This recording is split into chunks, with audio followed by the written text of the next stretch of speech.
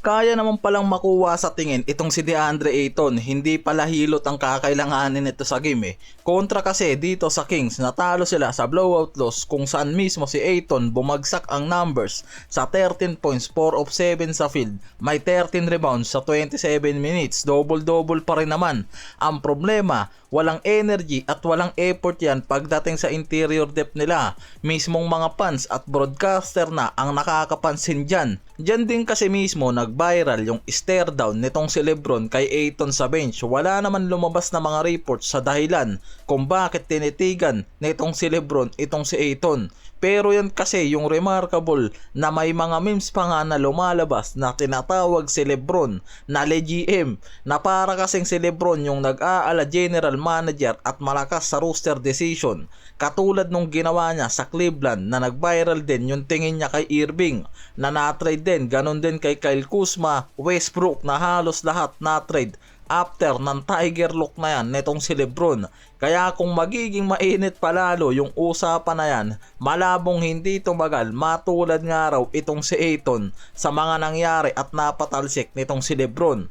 Ang problema kasi kay Ayton ngayon, yung defensive end at effort nito, yung energy rin lalo na sa interior, na ang Lakers yan mismo kasi ang pinoproblema ngayon. Kaya siya ang napag-iinitan hindi lang ng coaching staff, kahit ngayon sa mga LA fans at commentaries. Etong pangalan ni DeAndre Ayton ang maririnig mo. Si Redick na rin kasi mismo yung nagsabi na napapansin niyang napoprostrate itong si Ayton kapag hindi napapasahan sa ilalim. Kaya parang nawawalan nga raw yan ng gana na magtrabaho sa interior nila. Sa kanya rin kasi mismo nang galing na kailangan niyan na makakuha ng mas maraming touches sa ilalim para maging effective siya.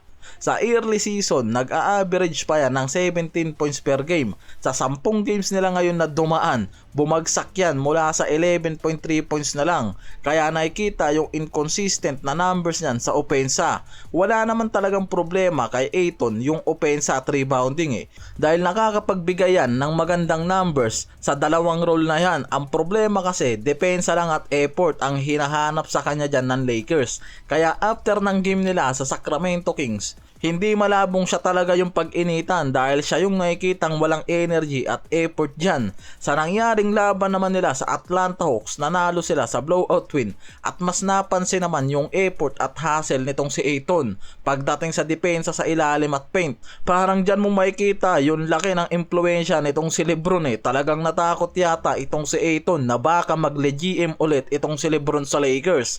Dahil sa game na yan kontra Hawks, si Ayton nag-contribute ng 17 points, 7 of 9 sa field, 3 of 3 sa free throw at 18 rebounds. Solid numbers, offense to defense. Kaya kung ganyan nga lang daw lagi yung performance nitong si Ayton at numbers, paniguradong araw na mas magiging malaking threat ang Lakers sa western contention nila, lalo na pagdating sa depensa. Yan lang kasi talaga yung nakikitang malaking butas sa ngayon sa Lakers, depensa sa post at paint at perimeter depth. Ang Lakers ngayon may 24-14 sa season na to sa western, nasa 5th seed sila at nakikitang competitive pa rin at nasa position, qualified pa rin sa playoffs run. Kahit nakikita na malaki ang defensive struggle ng mga to, kaya pa rin ng Lakers na sumabay ng araw dahil nga sa dalawang superstar na nakapaloob sa mga to. Si Austin Reeves, wala pa ring report about sa injury at kung kailan yan makakabalik. Si Hachimura nakabalik na pero nasa restriction pa rin yan dahil nga minomonitor pa rin yung magiging kondisyon niya. Kaya ang Lakers ngayon may crisis pa rin at hindi pa rin nakakabalik sa contention at sa mga core nila, lalo na pagdating sa mga role player at yung bench na kailangan nga raw i-organize pa ng mas maayos at maging consistent pagdating sa supporting scoring para sa mga role player. Yan yung mismong nakikita na paraan dyan sa Lakers.